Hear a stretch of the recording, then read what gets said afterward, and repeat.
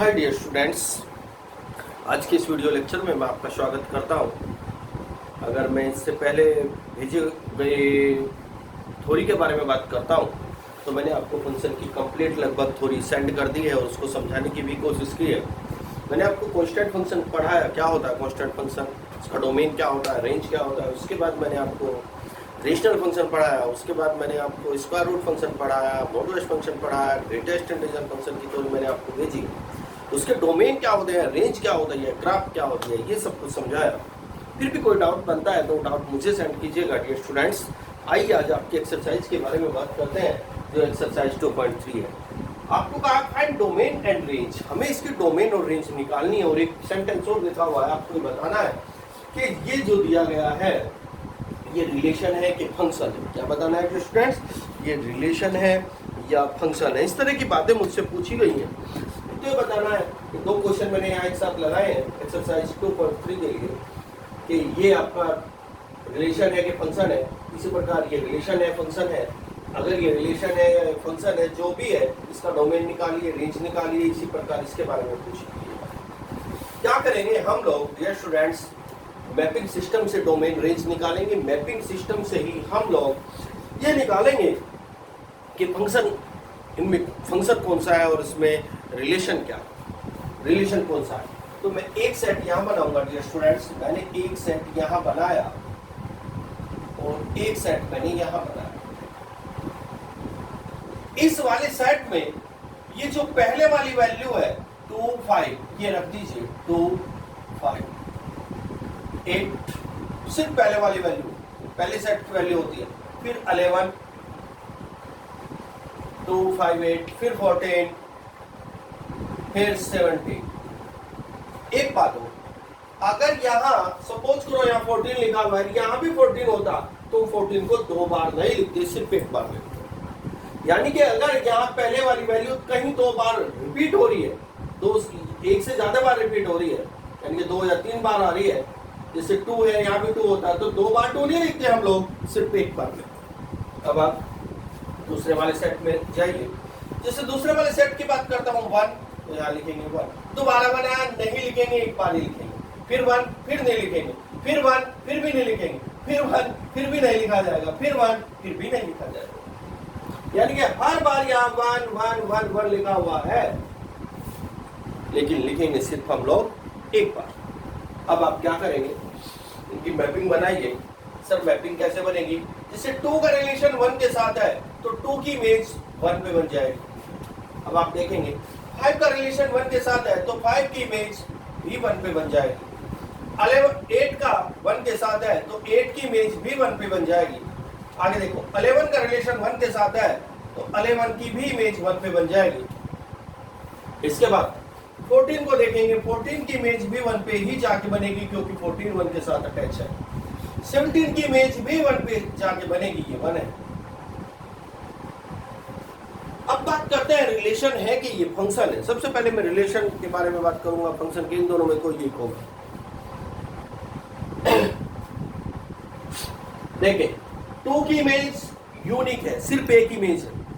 5 का इमेज सिर्फ एक है, यानी कि जितने भी एलिमेंट इधर है लेफ्ट वाले सेट में, उन सब की इमेज सिर्फ एक है, यानी कि एक है।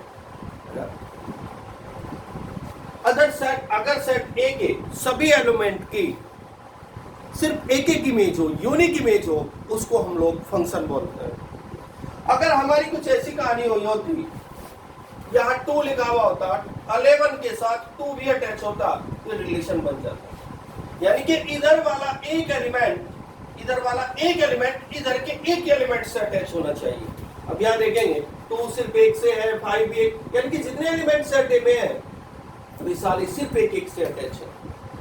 तो क्या है relation, it is function. It is function. ये फंक्शन तब होता है डियर स्टूडेंट्स, यदि यहाँ पर जितने भी एलिमेंट है सबकी यूनिक इमेज हो। तो यहाँ पर जितने भी एलिमेंट है सबकी यूनिक इमेज 1 है, इसलिए फंक्शन है। अब बात करते हैं इसके डोमेन डियर स्टूडेंट्स, पहले वाले सेट के सारे एलिमेंट होते हैं। डोमेन क्या होते हैं, पहले वाले सेट के सारे एलिमेंट, पहले वाले सेट के एलिमेंट क्या है, 2 5 8 11 और 14 और 17, ये कहलाएंगे इस फंक्शन के डोमेन। अब बात करते हैं रेंज की। रेंज पूछी गई है मुझसे। Range dear students, set A में वो एलिमेंट होते हैं जिन पर एरो लगा हुआ है। यहाँ सेट, इस वाले सेट में, बाद वाले सेट में सिर्फ एक एलिमेंट है 1 और उस पर ही एरो लगा हुआ है, तो रेंज हो जाएगी डियर स्टूडेंट्स। तो ये जो मुझे दिया गया था, ये ऑर्डर पेयर जो मुझे दिए गए थे, ये फंक्शन था और उसका ये डोमेन है और दूसरी रेंज। चलो इसके सेकंड पार्ट के बारे में बात करते हैं। मैपिंग सिस्टम बनाइए, एक सेट यहाँ रखिए, दूसरे वाला सेट डियर स्टूडेंट्स यहाँ रखिए। इस वाले सेट में पहले वाली वैल्यू डालिए, जैसे 1 1 1, दोबारा नहीं लिखेंगे, अभी बता। जैसे यहाँ भी 1 है, यहाँ भी 1 है, तो सिर्फ एक बार लिखेंगे। फिर 2 तो 2 लिखो। यानी कि जो पहले वाली वैल्यू होती है ये पहले सेट की होती है 1 1 2, लेकिन 1 2 बार है तो सिर्फ एक बार। इसके बाद इधर रखिए दूसरे वाले सेट की वैल्यू। दूसरे वाले सेट में क्या है, 3, फिर क्या है 5, तो 5, फिर 3 आ गया, 5 आ गया, फिर 5, दोबारा नहीं लिखेंगे, सिर्फ एक बार लिखना होगा। अब आप मैपिंग कीजिए। कैसे करेंगे आप लोग मैपिंग? 1 का रिलेशन 3 के साथ है तो 1 का 3 के साथ अटैच हुआ। 1 का रिलेशन 5 के साथ है, 1 का 5 के साथ भी हुआ। 2 का 5 के साथ है, 2 का 5 के साथ भी हुआ। अब हमें क्या क्या बताना है? हमें बताना है कि रिलेशन है या फंक्शन है, इन दोनों में से एक बताना है, रिलेशन है या फंक्शन है। फिर उसका डोमेन रेंज भी निकालना है। सबसे पहले मैं बताता हूँ रिलेशन है कि फंक्शन है। अगर मैं 1 को देखता हूँ, 1 की इमेज 3 भी है, क्योंकि 1 से 3 पर भी एरो लगा हुआ है, और 1 की इमेज 5 भी है। यानी कि 1 की यूनिक इमेज नहीं है, बल्कि 1 की 2 इमेज है। बस इसी वजह से ये फंक्शन नहीं है। अगर एक बंदा यहाँ एक से ज्यादा तीर चला दे, जैसे 1 है, 1 ने 2 बार तीर चला दिए, एक जाके 3 को लगा और एक जाके 5 को लगा, तो एक ही बंदा अगर एक से ज्यादा तीर चलाता है तो वहां फंक्शन कभी नहीं होता, रिलेशन होता है। तो ये रिलेशन है, किसकी वजह से है? क्योंकि 1 की 2 इमेज है, एक 3 है, 5 है। 1 का 3 को भी लगा है, 1 का 5 भी को भी लगा है, तो हम कहेंगे इट इज रिलेशन। ये रिलेशन। अब इसके रिलेशन में भी डोमेन रेंज होते हैं। अगर मैं इसके डोमेन की बात करूं, डोमेन होता है पहले वाले सेट के टोटल एलिमेंट्स। डोमेन 1 है, फिर 2 है, तो 1 ये डोमेन हुए। अब बात करते हैं रेंज की। रेंज डियर स्टूडेंट्स, बाद वाले सेट के वो एलिमेंट होते हैं जिन पर एरो लगा हुआ होता है। डोमेन पहले वाले सेट के वे एलिमेंट जिसने तीर छोड़ा है। रेंज दूसरे वाले सेट के वो एलिमेंट जिनको तीर जाकर लगा है। किस किस को तीर जाके लगा है? 3 को और 5 को। तो लिखेंगे 3 और 5। दिस इज ये क्या है? ये भी बताया रिलेशन है, ये भी बताया डोमेन है, ये भी बताया रेंज है। ये डोमेन है, ये रेंज है, ये रिलेशन। चलो अगले वाले क्वेश्चन के बारे में बात करते हैं। क्वेश्चन नंबर 2, इसका सेकंड पार्ट मैंने किया, थर्ड पार्ट, ये थर्ड पार्ट था, ये थर्ड पार्ट था, और सेकंड पार्ट आपको खुद करना है मैपिंग सिस्टम से। चलिए क्वेश्चन नंबर 2 के बारे में बात करते हैं।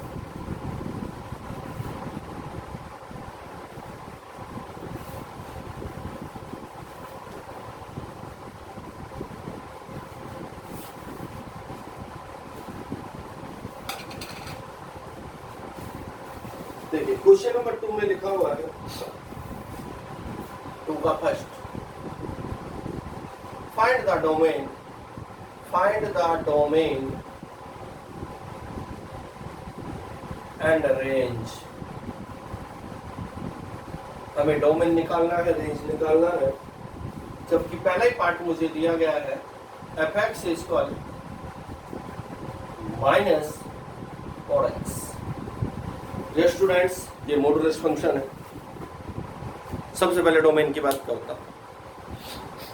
सबसे पहले किस चीज की बात करता हूं? डोमेन। डोमेन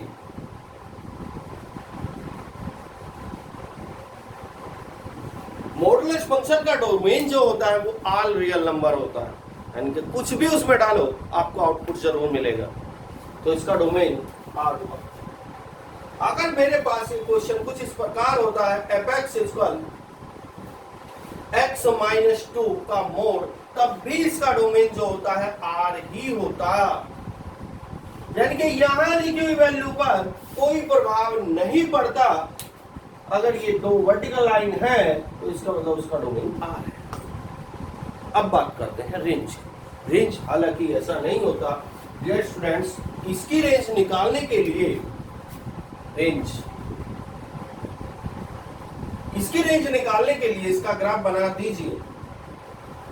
अगर मैं आपको कहूं एपेक्स इक्वल मोड एक्स का ग्राफ बनाओ, हालांकि इसमें माइनस है, माइनस का लफड़ा बाद में समझाऊंगा, पहले आप सिर्फ मोड एक्स का ग्राफ समझे। अगर मैं कहता हूं मोड एक्स, इसका ग्राफ क्या होता है? मोड एक्स का ग्राफ होता है dear students we type origin. Origin पर वी बना दीजिए पॉजिटिव डायरेक्शन में।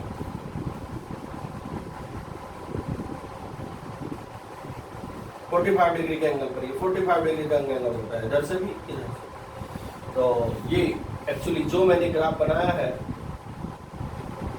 ये ग्राफ, ये मोड एक्स का ग्राफ, इस वाली लाइन को y इक्वल x बोला जाता है और इस वाली लाइन को y इक्वल माइनस एक्स बोला जाता है। अगर मैं इसकी रेंज की बात करूं, यहाँ 0 होता है, रेंज होता है आपका y एक्सिस पर, रेंज होता है डियर स्टूडेंट्स y एक्सिस पर। तो यहाँ जहाँ हमारा ग्राफ बनता है और जहाँ हमारा ग्राफ y एक्सिस पर जितनी लोअर पॉइंट पर, जितने हाइट पॉइंट पर बनता है, वो उसकी रेंज होती है। अब मेरा ग्राफ यहाँ से ऊपर बना हुआ है, तो ये 0 है, इस वाले पॉइंट को इन्फिनिटी बोलते हैं। तो इसकी रेंज जो हो जाएगी, इसकी रेंज वो रेंज हो जाएगी 0 से इन्फिनिटी तक। यहाँ क्लोज आता है, यहाँ ओपन होता है, क्योंकि इन्फिनिटी कभी कोई फाइनाइट वैल्यू होती ही नहीं, कुछ होता ही नहीं, इन्फिनिटी सिर्फ एक सोच होती है। लेकिन मुझसे तो जो रेंज पूछी गई थी माइनस मोड एक्स की पूछी गई थी। अगर मैं माइनस मोड एक्स का ग्राफ बनाता हूं तो ये एक्चुअली एक्स एक्सिस के सिमेट्रिक नीचे घूम जाएगा। यानी कि इसका जो ग्राफ है apex equal minus mode x का जो ग्राफ है डियर स्टूडेंट्स, माइनस लगते ही ये एक्स एक्सिस के सिमेट्रिक नीचे घूम जाता है।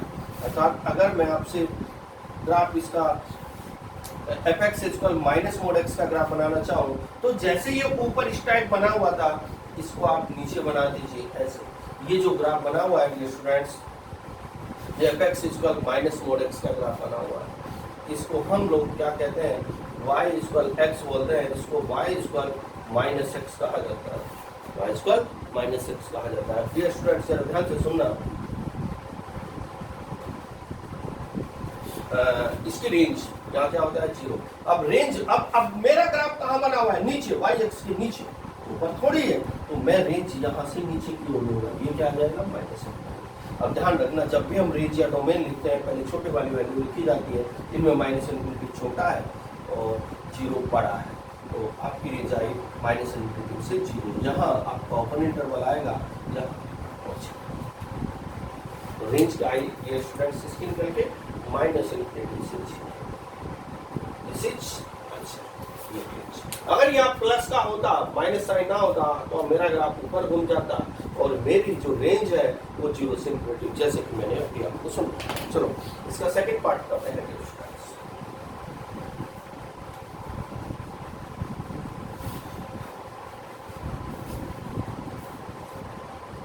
Apex equal 9 minus x square, apex equal 9 minus x square का डोमेन भी निकालना है, रेंज भी निकालनी है।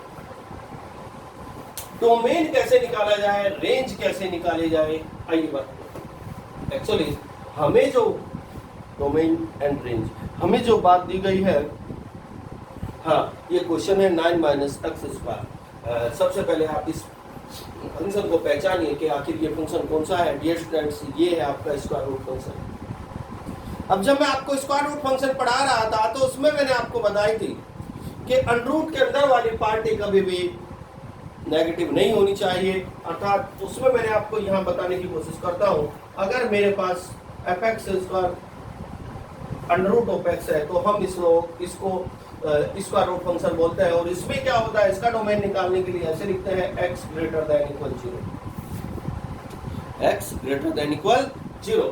तो यहाँ इसका डोमेन निकालने के लिए अंडरूट के अंदर वाली पार्टी ग्रेटर देन 0 हो जाएगी। 9 minus x square greater than equal 0, 9 minus x square greater than equal 0। आगे सोल्व कीजिएगा। जब आप इसको सोल्व करेंगे पहले माइनस एक्स स्क्वायर लिखें, फिर प्लस का 9 लिखें, क्योंकि x हमेशा स्टार्टिंग में होना चाहिए और पॉजिटिव होना चाहिए, ग्रेटर देन इक्वल 0।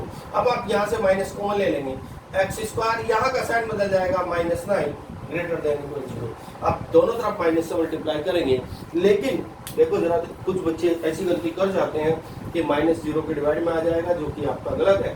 अब आप दोनों तरफ माइनस से मल्टीप्लाई करेंगे और माइनस से मल्टीप्लाई करने के बाद इनक्वालिटी चेंज हो जाएगी। इनक्वालिटी क्या हो जाएगी? चेंज। तो मैं आप लिखूंगा multiply by -1 on both side, both sides. -1 से दोनों तरफ मल्टीप्लाई कीजिए, तो माइनस से जब यहाँ -1 से मल्टीप्लाई करेंगे तो प्लस हो जाएगा एक्स स्क्वायर -9। यहाँ इक्वलिटी चेंज, जैसे माइनस की 0 में मल्टीप्लाई 0 हो जाएगा। अब आइडेंटिटी बन चुकी है x -3 और x + 3 लेस देन इक्वल 0। 9 को लिखा 3 का square, a square minus b square. अब आप क्या करेंगे, इनकी क्रिटिकल पॉइंट निकालिए, एक बार इसके इक्वल 0 रखेंगे तो x -3 बराबर 0, तो x = 3 आ जाएगा। एक बार इसके बराबर 0 रखेंगे, x + 3 = 0, तो x = -3। इसको इक्वेशन नंबर 1 मान लीजिए। डियर स्टूडेंट्स, अब आप नंबर लाइन लीजिए। इस नंबर लाइन पर यहाँ -∞ होता है, यहाँ +∞ होता है। ये दोनों की दोनों वैल्यू इस नंबर लाइन पे डालिए, ये -3 यहाँ आएगा और यहाँ क्या आएगा +3। अब जरा ध्यान से देखिएगा, इस नंबर लाइन के 3 पार्ट बन चुके हैं। एक पार्ट यहाँ से यहाँ तक, एक यहाँ से यहाँ तक, एक यहाँ से यहाँ तक। स्टार्टिंग में आपको प्लस लगाना है पहले वाले पार्ट में, फिर माइनस लगाना है, फिर प्लस लगाना है। अब आप इक्वेशन नंबर 1 से बात कीजिए।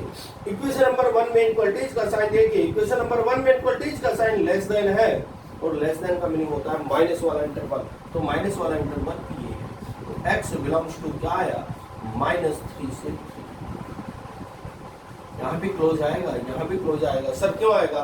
क्योंकि यहाँ इक्वल लगा हुआ है। अगर यहाँ इक्वल है तो क्लोज आता है, अगर यहाँ इक्वल नहीं है तो ओपन आता है। This is answer. तो सर हमें डोमेन का मीनिंग का क्या पता चला? हमें डोमेन के मीनिंग का पता चलता है -3 से लेके +3 के बीच में जितने भी दुनिया में नंबर है, बहुत सारे नंबर है, ये नंबर अगर आप इस फंक्शन में डालेंगे तो इससे आउटपुट जो आपको मिलेगा वो एक रियल नंबर मिलेगा, इमेजिनरी नंबर नहीं मिलेगा। तो डोमेन हम पढ़ते ही इसलिए है कि हम फंक्शन में क्या क्या वैल्यू डालें ताकि हमें उसका आउटपुट एक रियल नंबर मिले और कोई भी इंडिटरमिनेट फॉर्म ना मिले, यानी कि हमारा फंक्शन डिफाइन फंक्शन है। तो स्टूडेंट्स, चलो इस क्वेश्चन को आपको कंप्लीट करके देखना है, और कोई डाउट बनता है वो डाउट मुझे सेंड कर देना। ओके बेटा, लेकिन मन लगा करके पढ़ना है। बाय।